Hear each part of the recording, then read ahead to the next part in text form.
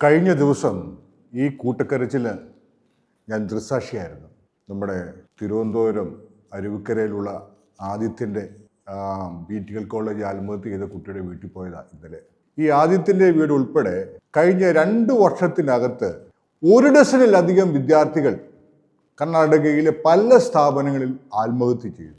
ഞാൻ കേരള സമൂഹത്തോട് കാര്യം ചോദിക്കട്ടെ, നിങ്ങൾ എന്ത് ചെയ്തു? നിങ്ങൾ മിണ്ടാതെ മൗനം പാലിച്ചിരുന്നു. എൻ്റെ വീട്ടിലല്ലോ വല്ലവൻ്റെയും വീട്ടിലല്ലേ കരയുന്നത് എന്നോർത്തോണ്ടല്ലേ.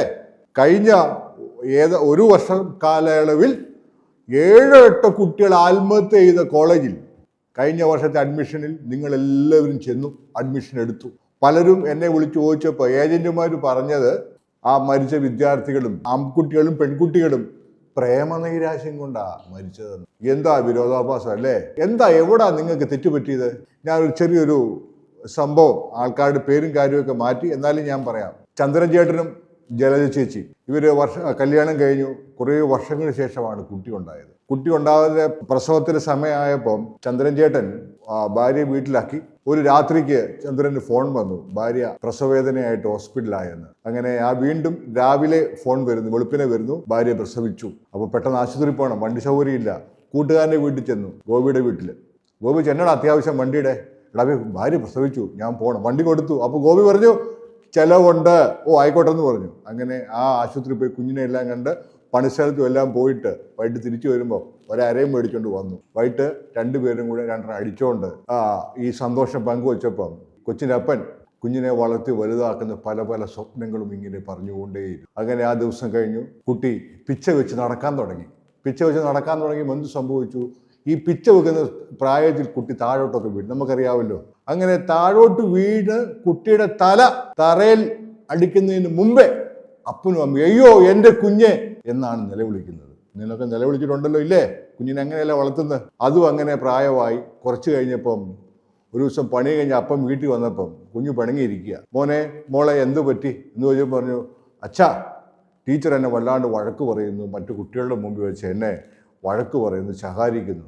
അപ്പോൾ അച്ഛൻ പറഞ്ഞു, നമുക്ക് നാളെ അച്ഛൻ വരാം, ടീച്ചറിനോട് ചോദിക്കാമെന്ന്. അച്ഛൻ അത് കഴിഞ്ഞ് കിടന്നുറങ്ങി. പിറ്റേ ദിവസം രാവിലെ എണീറ്റപ്പം അച്ഛൻ ജോലിക്ക് പോകാൻ ഇറങ്ങിയപ്പോൾ കുട്ടി പറഞ്ഞു, അച്ഛാ സ്കൂളിൽ വരുന്നില്ലേ? ശരി, പണി സ്ഥലത്തൊന്നും പോകുന്നില്ല, അവധി എടുത്ത് കുട്ടികളോട് സ്കൂളിൽ ചെന്നു. കാര്യങ്ങൾ തിരക്കി ടീച്ചറിനോട് പറഞ്ഞു, ടീച്ചറെ അതുകൊണ്ട് കുഞ്ഞിനെ എല്ലാവരുടെയും മുമ്പിൽ വെച്ച് വഴക്കൊന്നും പറയരുത്, താക്കീത് കൊടുത്ത് അച്ഛൻ പോന്നു. പിന്നെ കുട്ടി വളർന്നു വരുന്നു. 10ാം ക്ലാസ്സായി.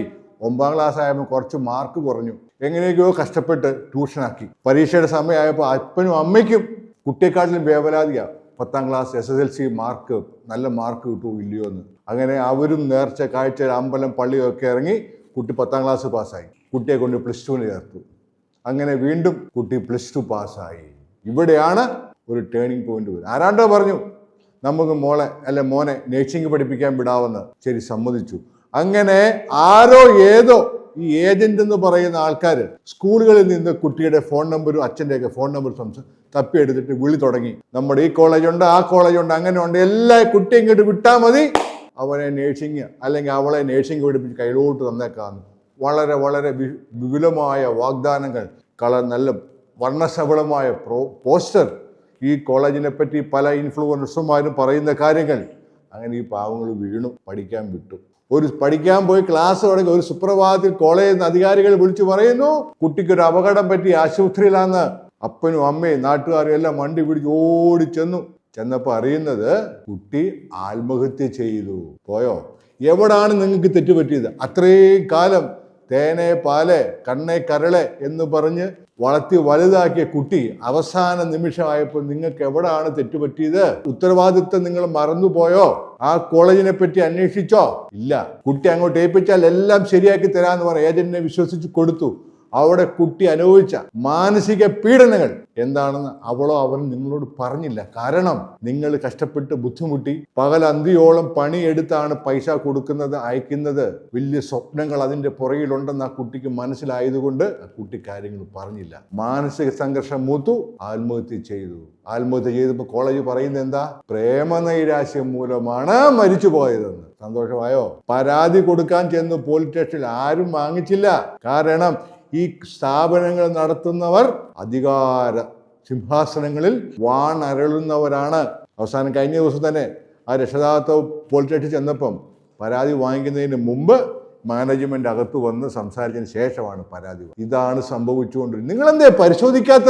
100 കണക്കിന് 1000 ആൾക്കാർ എന്നോട് ചോദിച്ചോണ്ട് ഈ കോളേജ് നല്ലതാണോ എന്ന്. പക്ഷെ ഞാൻ മറുപടി പറഞ്ഞു, എനിക്കറിയേണ്ടത് ഈ കോളേജിനെ പറ്റി നിങ്ങളോട് ആരാണ് സംസാരിച്ചത്? ആ വ്യക്തിയും കോളേജും തമ്മിലുള്ള ബന്ധം എന്താണ്? അത് നിങ്ങൾ എന്നോട് പറഞ്ഞതാ. ഈ കോളേജുകൾ ഈ വ്യക്തിയെ ചുമതലപ്പെടുത്തിയിട്ടുണ്ടോ, ഓതറൈസ് ചെയ്തിട്ടുണ്ടോ? നിങ്ങൾ പരിശോധിച്ചോ? നമ്മളൊരു വസ്തു മേടിക്കാൻ പോകുമ്പോൾ നിങ്ങൾ എന്താ ചെയ്യുന്നത്? ഞാൻ പണ്ടും പറഞ്ഞിട്ടുണ്ട്, ഒരു വസ്തുവിന്റെ എല്ലാ ആധാരങ്ങളും മുന്നാധാരങ്ങളും അറ്റാച്ച്മെന്റും എല്ലാം ഒക്കെ ഉണ്ടോ എന്ന് പരിശോധിച്ചതിന് ശേഷമല്ലേ ഒരു വസ്തു വാങ്ങിക്കുന്നുള്ളൂ. എന്തേ ഈ ഉപരിപഠനം, ഈ നേഴ്സിംഗ് പഠനം പോലെയൊക്കെ ഉള്ള പഠനം വരുമ്പോൾ നിങ്ങൾ കണ്ണടച്ച് ആരെങ്കിലും വിശ്വസിച്ച് കുട്ടിയെ കൊണ്ട് അങ്ങ് പറഞ്ഞു വിടുന്നത്? എന്നാ ഒരുങ്ങിയിരുന്നോ? ഒന്നും നോക്കാതെ പറഞ്ഞു ഒരുങ്ങിയിരുന്നോ?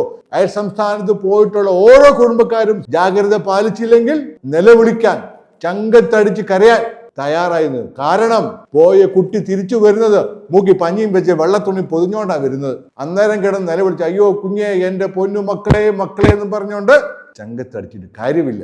ഞാൻ കഴിഞ്ഞ 2 വർഷത്തിനടുത്ത് 6 or 7 വീടുകളിൽ പോയിട്ടുണ്ട്.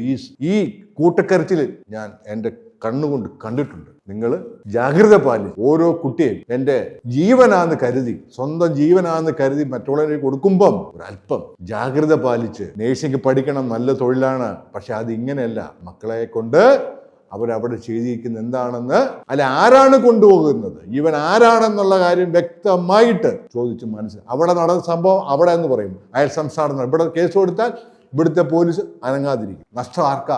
ആ കുടുംബത്തിൽ. ഏതായാലും ആദിത്യന്റെ വേർപാടിൽ എനിക്ക് അതിയായ സങ്കടമുണ്ട്. നമ്മുടെ ഓരോ മക്കളും ഓരോ വീട്ടിൽ നിന്ന് വരുമ്പോഴും എൻ്റെ മനസ്സിലാഗ്രഹം ഇത് ഇനിയും സംഭവിക്കാതിരിക്കണേ എന്നുള്ള പ്രാർത്ഥനയോടുകൂടിയാണ് ഓരോ മരണ വീട്ടിൽ നിന്ന് തിരിച്ചു പോരുമ്പോഴും. ഒന്ന് സഹകരിച്ചേ, ഒന്ന് ഒഴിവാക്കിക്കേ. സ്വന്തം മക്കളല്ലേ, അവരുടെ ജീവനല്ലേ. പറ്റിയില്ല പഠിക്കാൻ വിടണ്ടെന്നേ, വീട്ടിലിരുത്ത്. ഒന്നുമല്ലേ, അവരുടെ മുഖം കാണാമല്ലോ, ആ വിളി കേൾക്കാവല്ലോ, അച്ഛ അമ്മ എന്നുള്ള വിളി കേൾക്കാവല്ലോ. ഒന്ന് സുബോധത്തോടെ ഒന്ന് മുമ്പോട്ട് വരിക, ജാഗ്രത പാലിക്കുക. ഈ വിവരങ്ങൾ എല്ലാവർക്കും ഷെയർ ചെയ്യണം. കേരളം മൊത്തം ഇത് പടരട്ടെ. നമുക്കൊരു പുതിയൊരു തീരുമാനമൊക്കെ എടുക്കാനായിട്ട് മുമ്പോട്ട് നമുക്ക് ഒന്നിച്ച് പ്രവർത്തിക്കാം. കൂടുതൽ അപ്ഡേഷനുമായിട്ട് വീണ്ടും വരാം. നന്ദി, നമസ്കാരം.